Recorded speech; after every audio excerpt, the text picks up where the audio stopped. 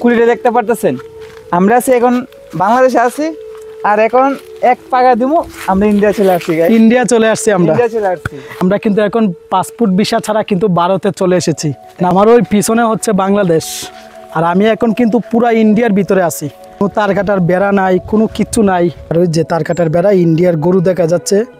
এটা হচ্ছে ভারতের বিএসএফ ক্যাম্প। বৃহস্পতিবারে আপনি ইন্ডিয়ার লোক বিএসএফ আসে, আসে এখানে আবার বাংলাদেশের মানুষও আসে। একটা আছে ফল আছে, এই ফলটাই না বাংলাদেশের মানুষ আসলে তবরক হিসেবে দেওয়া যায়। আচ্ছা, এখন যদি বিএসএফ এসে আমাকে ধরে নিয়ে যায়, কোনো কিছু করার নেই। দেখেন বন্ধুরা, আমরা কিন্তু একেবারে ইন্ডিয়ার তার কাটার বেড়ার দ্বারে চলে এসেছি। হ্যাঁ, সীমান্তের 150 গজ পার হয়ে এই যে তার কাটার বেড়া ভারতের। ওই পাশের রাজ্যটা কিন্তু হচ্ছে ত্রিপুরা রাজ্য। দেখেন কেন আমরা আগে যাইতে পারতাম, ঠিক আছে, লুকাই সুকাই যাইতে পারতাম ইন্ডিয়া। এখন হ্যাঁ, এখন যাওয়া যায় না। কারণ এখন আসসালামু আলাইকুম, ভালো আছেন? আসসালামু আলাইকুম কাকা। ওরা কিন্তু বাংলাদেশি নাগরিক, কিন্তু ইন্ডিয়ার ভিতর থেকে কিন্তু লাকড়ি সংগ্রহ করে নিয়ে আসলো। তার কাটার বেড়ার 2 ইঞ্চি জায়গায় জায়গায় ওদের হচ্ছে মদের বোতল। আসসালামু আলাইকুম, আমরা এখন আছি শাহজিবাজার দরগা গেট। আর এখন আমরা যাব হচ্ছে মাধবপুর, একটা বাস বা সিএনজিতে যাব। তারপর হচ্ছে আমরা ধর্মগড় বাজার যাব, সেখান থেকে আমরা ভারতের বর্ডারে আসলে যাব। এই যে এটা হচ্ছে শাহজিবাজার দরগা গেট। ভারত এবং বাংলাদেশের বর্ডার বরাবরই আমার মন কেড়ে নেয়। এই জন্য আমরা শাহজিবাজারের দরগা গেট থেকে চলে যাই মাধবপুর। মাধবপুর যাওয়ার পর সেখানে হরসপুর, মনতলার অনেক সিএনজি পেয়ে যাবেন।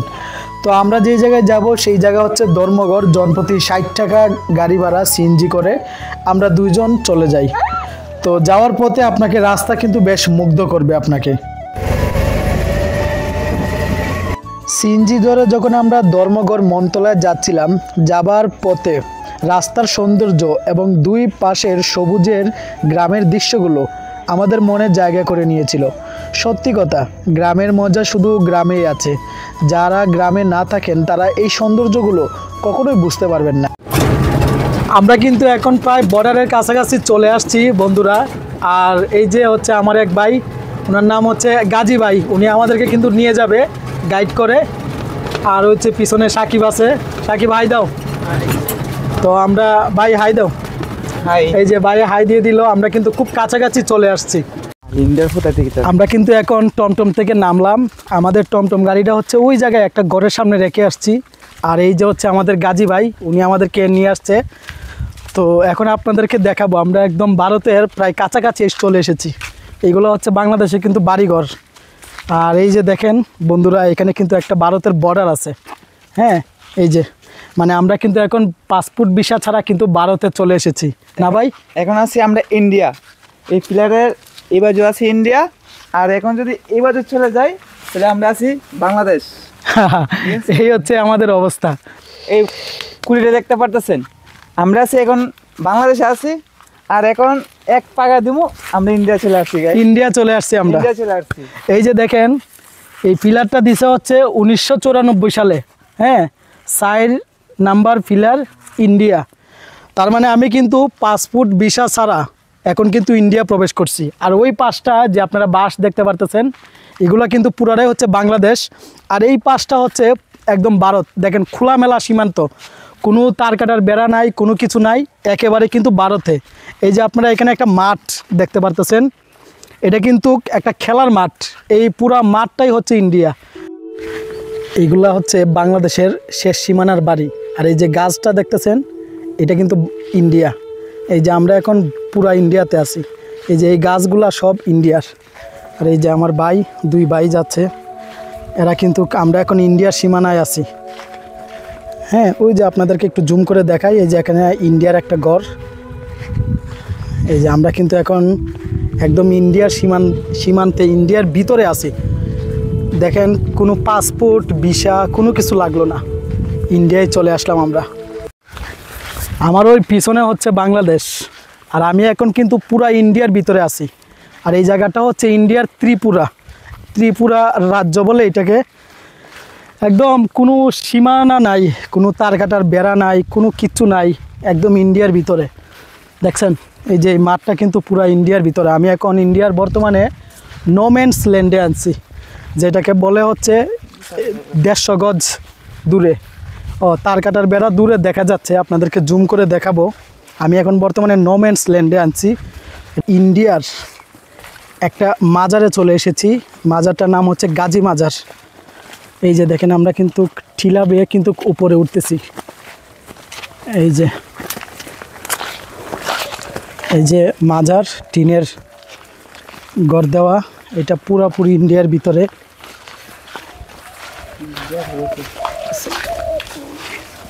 এই যে হচ্ছে মাজার।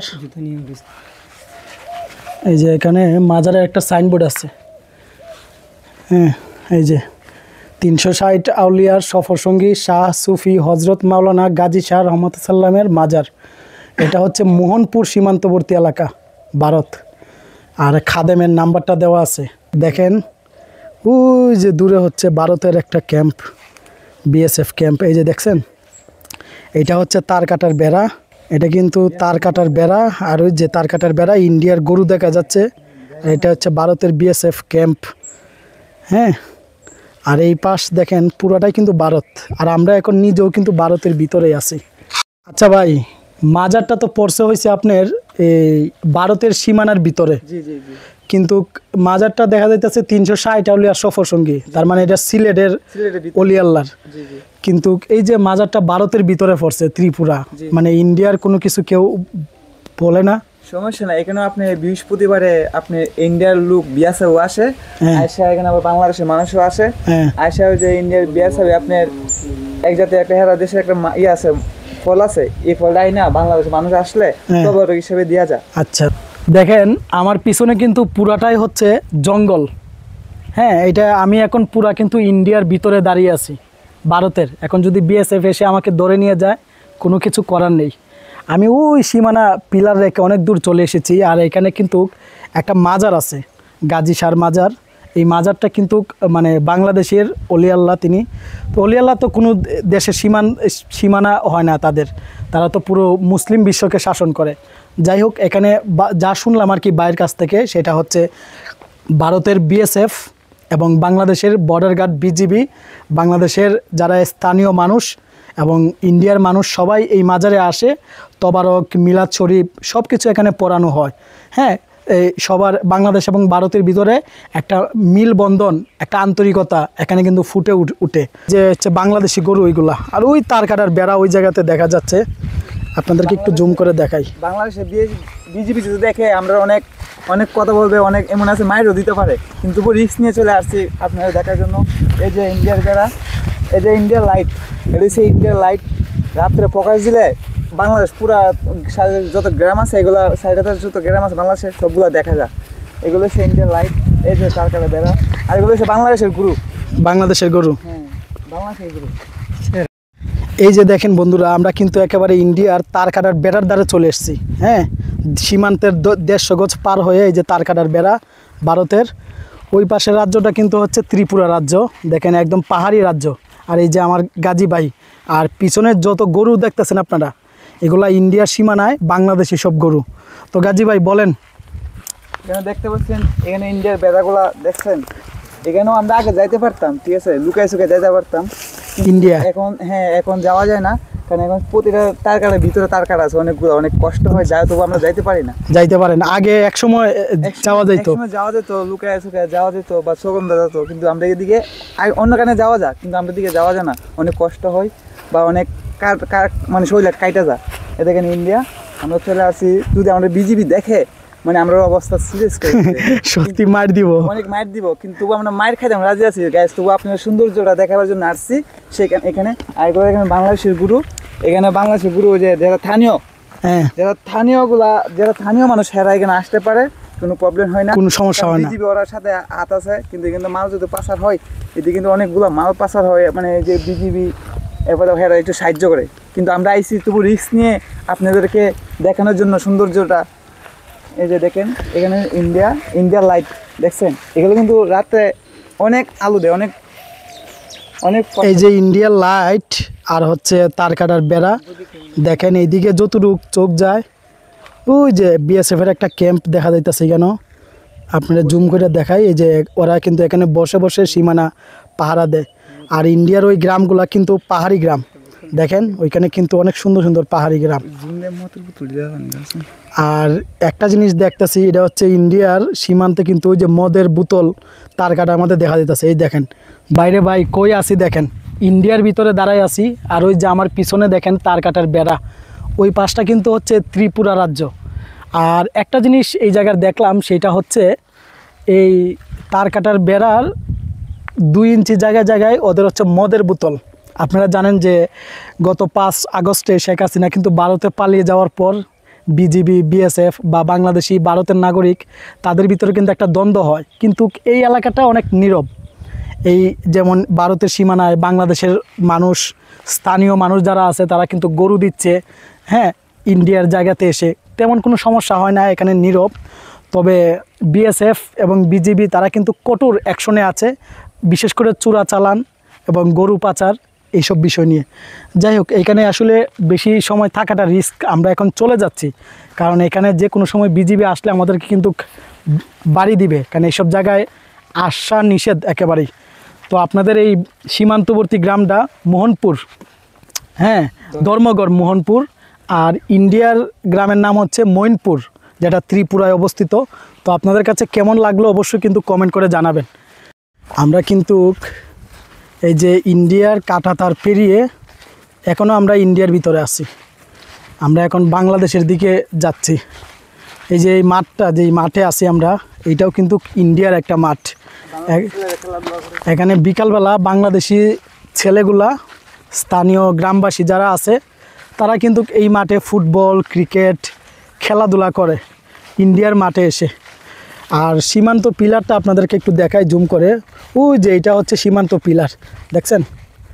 আর এই যে আমার হচ্ছে 2 ভাই, আর এই যে এই পুরা গাছ, এই জঙ্গল, মাঠ, এই সব কিন্তু ইন্ডিয়ার জায়গাটা। খেজুর গাছ, এরপর হচ্ছে এখানে একটা পুকুর আছে। আর ওইখানে 2 জন বাংলাদেশি মহিলা, স্থানীয় বাসিন্দা, এরা কিন্তু এখানে লাকড়ি সংগ্রহ করতেছে। আর এই সব জায়গাটা হচ্ছে ইন্ডিয়া। এই যে এই পুকুরটা, এই যে এই গাছগুলা, এই খেজুর, এই সব জায়গা কিন্তু ইন্ডিয়ার। আসসালামু আলাইকুম, ভালো আছেন? আসসালামু আলাইকুম কাকা। ওরা কিন্তু বাংলাদেশি নাগরিক, কিন্তু ইন্ডিয়ার ভিতর থেকে কিন্তু লাকড়ি সংগ্রহ করে নিয়ে আসলো। যে ইন্ডিয়ার বিএসএফ এর লাইট জ্বলতেছে দেখেন, ওই যে কোনায়, এই সাইডটা কিন্তু ইন্ডিয়া। আর দেখেন এই যে এই সাইডটা কিন্তু বাংলাদেশ। আর ওই যে ইন্ডিয়ার নেটওয়ার্ক টাওয়ার, এই যে এই গ্রামটা কিন্তু ইন্ডিয়ার। তো আমরা এখন এমন একটা জায়গায় আছি, আর সব জায়গায় কিন্তু ইন্ডিয়ার সাইডে সাইড। এই যে দেখেন, এটা হচ্ছে বাংলাদেশের সীমানা। ওই যে দূরে দেখা যাচ্ছে, এটা কিন্তু বিজিবি ক্যাম্প। আর এই পাশে আরেকটা ক্যাম্প হচ্ছে বিজিবি। আর ওই যে হচ্ছে, এগুলো হচ্ছে বাংলাদেশি ঘরবাড়ি। আমি একটু জুম করে দেখাই। এই যে এটা হচ্ছে কিন্তু বিজিবি ক্যাম্প, হ্যাঁ। আবার এই পাশে হচ্ছে বিজিবি আরেকটা ক্যাম্প। আর এই ধানের জমিগুলো হচ্ছে বাংলাদেশ, ঠিক আছে, ধানের জমি। আর আমরা এখন আছি হচ্ছে ইন্ডিয়ার ভিতরে। এই যে ইন্ডিয়ার ভিতরে এগুলো হচ্ছে বাংলাদেশি গরু। ওই যে গাছগুলা, ওই যে ইন্ডিয়ার সীমান্তে হচ্ছে তার কাটার বেড়ার লাইট জ্বলতেছে এখনও দিনের বেলায়। ওই যে এগুলো হচ্ছে তার কাটা, ইন্ডিয়ার তার কাটা। এটা হচ্ছে পুরোটা ইন্ডিয়া। আর আমরা এখন যে জায়গায় আছি, এটা হচ্ছে পুরোটাই নো ম্যানস ল্যান্ড, মানে ইন্ডিয়ার সীমানা এগুলা। এই যে আমার গাজী ভাই, সে কিন্তু এখন বর্তমানে ইন্ডিয়াতে আছে। সাকিব, সেও এখন ইন্ডিয়াতে আছে। আপনিও আছেন ভাই ইন্ডিয়াতে? আমিও ইন্ডিয়াতে। সাকিব, পাসপোর্ট ভিসা ছাড়া তো ইন্ডিয়াতে চলে আইলা। সমস্যা না, আপনার পাসপোর্ট ছাড়াও যাওয়া যায় ইন্ডিয়া, কোনো সমস্যা হয় না, কিন্তু কিছু খরচা লাগবে, কিছু খরচা লাগে। আমরা কিন্তু একবারে ইন্ডিয়ার ভিতরে ঢুকে গেছিলাম, ঠিক আছে। এই যে এখন আমরা ইন্ডিয়াতেই আছি। আমরা বাধা দিচ্ছে এক মুরব্বী, এদিকে যেও না, এদিকে গেলে তোমরা বিটারে মারবে। হ্যাঁ, অনেক মানে মারবে তো মারবে, আরও অনেক কিছু, আমরা মোবাইল নিয়ে যাবে বা তারপর অনেক কিছু বলবে। তাই আমরা আর যাই নাই। অনেক বুঝলেন তো, বুঝলেন না, আমরা অনেক কষ্টের ভিডিওগুলো যা করছি এগুলো আর ছাড়তে পারবো না, সবগুলো ডিলিট করে দিব। এই জন্য তাই চলে আসছি। অনেক রোদ। আর আমরা ইন্ডিয়ার পুরো একদম ভিতরে চলে গেছিলাম। ভিতর থেকে এখন বাংলাদেশের দিকে রওনা হচ্ছি। এখন ওই সামনের দিকে যাব। এই যে দেখেন, এটা হচ্ছে কিন্তু সীমান্ত পিলার। আমরা এখন পাসপোর্ট ভিসা ছাড়া কিন্তু ভারতে আছি, হ্যাঁ, একদম সীমান্তবর্তী গ্রাম, খোলামেলা, ভারতের ওপেন বর্ডার, ত্রিপুরা রাজ্য, পাহাড়ি অঞ্চল, ভাল লাগছে। আর এইটা কিন্তু ভারতের মাঠ, বাংলাদেশি ছেলেপেলেরা খেলাধুলা করে। এখানে ভারতের লোক কিন্তু একদমই আসে না, সব বাংলাদেশের মানুষ। তো আমাদের টমটম এখন কিন্তু আমরা গাড়িতে উঠে, একটা মাজার আছে এই জায়গায়, সে একটা আলিশা মাজার আছে সামনে, এখানে আপনার মাইক্রো টাইকো বড় হাইস গাড়ি এখানে থাকতে পারে, আর এই জায়গাটা এই গাড়ি ঢুকে না। তাই একটা আমরা অটো নিয়ে আসছি, আমি অটোর ড্রাইভার, বাইরে নিয়ে আসি ইন্ডিয়ার ভিতরে ঢুকছি এই গাড়ি নিয়ে। আর এটা কিন্তু এই যে বাংলাদেশের একটা টিনের ঘর, আর এই যে এই পাশটা কিন্তু ইন্ডিয়া। ঠিক আছে, ভারত এবং বাংলাদেশের সীমান্তবর্তী গ্রামগুলো দেখা শেষ করে এবার আমাদের যাবার পালা। যাবার সময় সিলেটের 360 আউলিয়ার একজন সফর সঙ্গী অলি আল্লাহর দেখা মিলবে। সেইখানে আমরা বেশ কিছুক্ষণ মাজারের ভিতরে প্রবেশ করে মাজার জিয়ারত করলাম এবং মনটা বেশ শান্তিতে ভরে গেল। তো মাজারটাও বেশ সুন্দর ছিল, খুব নিরিবিলি পরিবেশ। আপনারা চাইলে এই বর্ডারগুলো দেখে তারপর মাজার জিয়ারত করে বাসায় যেতে পারবেন।